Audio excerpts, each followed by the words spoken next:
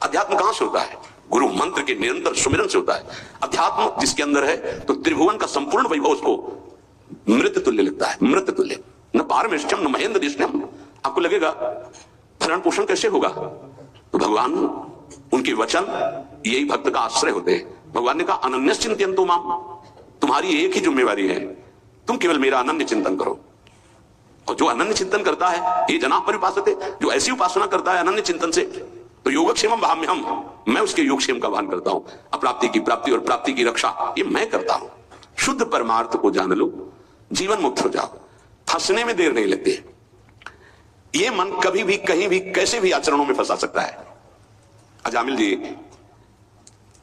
अपनी इंद्रियों की चंचलता को शासन में लेकर के अपने पिता की सेवा में गुरु भाव से लगे थे। बड़े धर्मात्मा पिता थे। एक दिन वो समिधा लेने के लिए गए तो जंगल में देखा एक शराब पिए हुए व्यक्ति किसी वैश्या से सहवास कर रहा है। अचानक दृष्टि पड़ी। शास्त्र आज्ञा करता है ऐसे दृश्य को एक बार अचानक दृष्टि पड़ने पर दोबारा ना देखा जाए और नमस्कार वृत्ति कि भगवान की माया आगे बढ़ जाए। पर वो तो सेवा को छोड़ करके उसी को केवल देखने लगे। देखते ही चिंतन बढ़ा। चिंतन बढ़ता है, संगस देशोपजायते, संग की इच्छा आसक्ति प्रकट हुई। जब वो पुरुष चला गया तो उस वैश्या से मिले और कहा मैं आप पर आसक्त हो चुका हूं। तो उसने कहा मेरे जीवन का उद्देश्य ही है आसक्त पुरुषों से धन लेना, उनको सुख पहुंचाना। कहा पूरी पिता की संपत्ति सब वैभव लुटा दिया। आखिरकार उसी के पास रहने लगे, उसके दास बनकर रहने लगे। क्या क्या अमंगल कार्य करने लगे। जहां संविधा लेने गए थे यज्ञ के लिए, वहां पशुओं का हिंसा करके और मांस रांधना खाना, ये सब बहुत गंदा जीवन। एक बार थोड़ा भी कोई धर्म का अनुष्ठान करे तो धर्मो रक्षति रक्षिता, धर्म उसको बचाने की कोशिश करता है, रक्षा करता है। गांव में संत मंडली आई। मंडली ने पूछा यहां कोई पवित्र उदार संत सेवी का घर हो तो बताना, वहां आज हम रुकना चाहते पूरी संत मंडली, ठाकुर को भोग लगाएंगे, आरती पूजा और सुबह चले जाएंगे। हाँ, उन्होंने कहा सबसे ज्यादा पवित्र अजामिल है गांव के बाहर, जो वो बगीचा भी सामने वाला उन्हीं का है, वो वैश्या का था। संत स्वभाव विश्वास से होता है। संतों का स्वभाव जो सिद्ध होता है वो विश्वास से होता है। आज तक कभी ऐसा संशय नहीं होता कि आदमी ऐसा बोल रहा है तो इसमें कुछ झूठ भी हो सकता है क्या? नहीं। पर बाद में ऐसा लगता है कि इनको सत्य बोलना आता ही नहीं है। संसारी आदमी को तो आचार्य की बात याद आती है, पाए जान जगत में सब जन कपटी कुटिल कलयुगी टंचु। कपट और कुटिलता के बर्ताव किसी और कुछ आता ही नहीं। कई बार सत्संग में प्रार्थना की कि एक जगह ऐसी रखो जहां झूठ मत बोलो, कपट मत करो। गुरु दरबार, दंड दो या पुरस्कार दो, आपके हैं, गलत है या सही है आपके सामने है। एक जगह तो, पर और जगह सब फिट हो सकता है, एक जगह जरूर छल कपट करेगा, क्योंकि पतन वहीं से होता है। जीव का पतन वहीं से होता है। जहां गुरुजनों से कपट और छल किया गया, माया जो कपट का जाल और छल का बिछाती, उसे कोई नहीं काट सकता। माया के जाल को कोई नहीं काट सकता। काटने के लिए गुरु प्रसन्न साहब अनुकूला, जैसे हमसे बोला जाता है, संतों से बोला जाता है, अक्षरशः लगता है सत्य बोल रहा है, संशय नहीं, क्योंकि विश्वास की धरा से ही चला जाता है, विश्वास ही होता है। तो संत जनों ने जाके वहां डेरा लगा दिया। ठाकुर जी विराजमान के आरती पूजा शुरू, इतने में देखा एक मलिन वस्त्र पहने और एक हिरन कांधे पे टांगे और अस्त्र लिए हुई वहां। अजामिल ने जीव ही संतों को देखा तो संत दृश्य जी में पातक टरे, हृदय एकदम आर्त भाव से रो पड़ा और याद आई वो बात कि जब मैं जवान था तो कैसे धर्म का अनुष्ठान करता था, कैसे मैं पिता की आज्ञा से भगवत आराधना में, हाय मेरा जीवन किस तरह नष्ट हो गया। नजदीक गया, साष्टांग दंडवत। देखते ही संतों ने समझ लिया।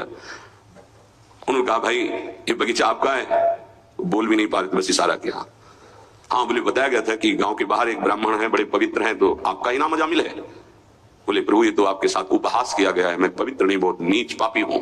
ऐसा धर्म का त्याग करके पापाचरण में वैश्या के मल जैसे अन्न से उदर पोषण करता हूं, ये देख रहे हो आप इंसान, मेरे जैसा पातकी भ्रष्ट कोई नहीं होगा, ये तो आपके साथ उपहास किया गया। उनका भाई रात्रि में तो ठाकुर जी नहीं हटाएंगे, यही विराजमान करेंगे, पर आपका कुछ पाएंगे भी नहीं। तो चरणों में लौट गया, महाराज क्या अब भी मेरा उद्धार हो सकता है? हाँ, आखिरी श्वास तक जीव को भगवत प्राप्ति का अवसर दिया जाता है। एक उपाय है, मैं देख रहा हूं तुम्हारे द्वारा वैश्या से कभी पुत्र होगा, तुम उसका नाम नारायण रख देना, बस। अब आप यहां से जाएं, हमारी ठाकुर सेवा है, हम सब संत अपने एक नाम कीर्तन पाठ और ध्यान आदि, आप जाएं, आपका मंगल होगा। समय आने पर बालक हुआ, उससे अत्यंत आसक्ति हो गई। जरा सी इंद्रियों की छूट दी तो एक संयमी ब्रह्मचारी नियमनिष्ठ ऐसे भ्रष्ट आचरणों में फंस गया। पिता ने फिर ब्याह भी करवाया था, पर दृष्टि जहां फंस गई। कुसंग हुआ तो जीवन बर्बाद हो गया, और सत्संग हुआ तो देखो कैसे परम पद मिलता है। अब तो उसी छोटे पुत्र को गोद में लेके घूमना, उसी से प्यार, उसी से दुलार। उसको क्या पता कि एक भयावह समय होता है जिसका नाम मृत्यु है। वो कभी भी किसी पर आक्रमण कर सकती है, और जब यहां से जाओगे ना तो कुछ भी तुम्हारे साथ नहीं। तुम्हारा किया हुआ धर्म और अधर्म, ये दोनों तुम्हारे साथ जाएंगे, जिसे शुभ और अशुभ कर्म कहते हैं। अचानक उसको दिखाई दिया दो भयंकर यमदूत। कांपने लगा। यमदूतों की दृष्टि मात्र से उसके मलमूत्र छूट गए, इतने भयानक। और उसकी आसक्ति अपने पुत्र पे थी, तो ऐसा लगा कि मैं आखिरी में एक बार अपने पुत्र को बुला के देख लूं। बुलाया, नारायण, बस मंगल हो गया। देखो, संत संग अपवर्ग कर, कामी भव कर पंथ। संत का संग सीधे मोक्ष प्रदान करने वाला होता है। नारायण, एक बार जी ही पुकारा नारायण, ऋणा पे जवान पहुंची कि दो दिव्य पार्षद भगवान के चतुर्भुज नारायण स्वरूप श्यामल कांति है, यमराज के दूतों को डांटा और फांसी काट दी। अब तुम इस जीव को स्पर्श भी करने का अधिकार खो चुके हो। बड़ा सुंदर प्रसंग है, अगर इसे बार बार हम सुने और इसे हृदय में बैठा ले तो जीवन मुक्त होने के लिए पर्याप्त साधन है। नाम महामंगल मूद में अजामिल जी की चेतना लुप्त होने वाली थी, फांसी पड़ चुकी थी यमदूतों की। यद्यपि उसने भगवान को नहीं पुकारा, अपने बालक के स्नेह वशात उसको पुकारा नारायण, पर संतों ने नाम रखवाया था। 88 वर्ष की आयु तक पाप ही पाप होते रहे उसके। यमदूतों को डांट कर भगवान के पार्षदों ने कहा, अब तुम स्पर्श भी नहीं कर सकते इसको। उनका आप बड़े तेजस्वी देव स्वरूप दिखाई देते हैं, पर आपको पता है ये महान नीच पापी हर क्षण पाप करता रहा है। ये मूर्ख अपने पुत्र के बहाने नारायण बुलाया है, ये महापापी है। भगवान के पार्षदों ने कहा, हम देखते हैं कि तुमको कोई ज्ञान नहीं है। जिस समय ये पुत्र के बहाने नारायण बुलाया, उसी समय निष्पाप हो गया, सारे पाप इसके भस्म हो गए। यमराज के दूतों ने कहा, आपको देखने से लगता है आप कोई सिद्ध हैं, क्योंकि तत्काल उपस्थित हुए हैं।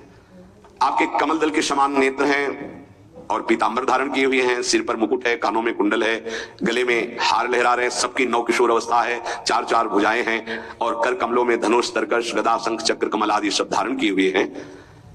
आप हमें क्यों रोक रहे हैं? हमारी सेवा है पापियों को दंड देकर, महाराज दंड पानी, यमराज की आज्ञा के अनुसार इनको नरक ले जाना। यमदूत भगवान के पार्षदों से सब बोले। पार्षदों ने हंसकर गंभीर वाणी में कहा, यमदूतो, यूयम वही धर्म राजस्य यदि निर्देश कारिणः ब्रूत धर्मस्य नस्तत्वम यच्च धर्मस्य लक्षणम। तुम लोग सचमुच धर्मराज के पार्षद हो, आज्ञाकारी हो? बताओ धर्म का लक्षण क्या है? धर्म किसे कहते हैं?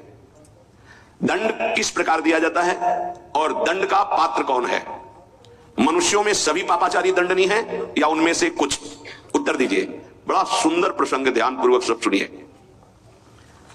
यमदूतों ने कहा, मेरे महाभागवत स्वामी भगवान धर्मराज हम सबको परिपक्व शिक्षा दिए हुए हैं। ऐसा नहीं है कि हम तनिक भी कुछ भी मनमानी बोले या मनमानी आचरण करें। आपने पूछा धर्म किसे कहते हैं? वेद प्रणहितो धर्मो धर्मस्तद्विपर्ययः वेदो नारायणः साक्षात स्वयंभूरिति सुश्रुम। वेद स्वयं अपौरुषेय भगवान का स्वरूप है। अपौरुषेय का तात्पर्य होता है किसी के पुरुषार्थ से वेद की रचना नहीं हुई, स्वयंभू, स्वयं प्रकट हुई है। वेदों ने जिन कर्मों का विधान किया है कि ये कर्म किए जाएं, उसे धर्म कहा जाता है, और जिसका निषेध किया कि ये ना किया जाए, उसे अधर्म, पापाचरण कहते हैं। भगवान के श्वास प्रश्वास से वेदों का प्रादुर्भाव हुआ है। महाराज, ये जगत 3 गुणों से रचा गया है, सतोगुण, रजोगुण, तमोगुण। इसी में सभी पदार्थ, सभी प्राणी 3 गुणों से ही है, सतोगुण, रजोगुण, तमोगुण।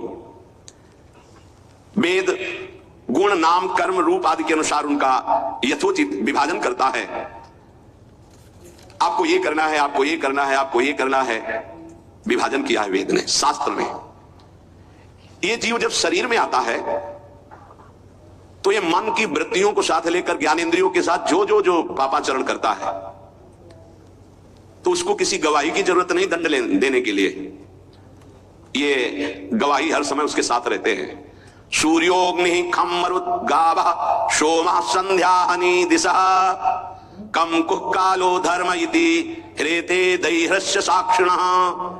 सूर्य, अग्नि, आकाश, वायु, इंद्रियां, चंद्रमा, संध्या, रात, दिन, दिशाएं, जल, पृथ्वी, काल, धर्म, ये साक्षी रहते हैं।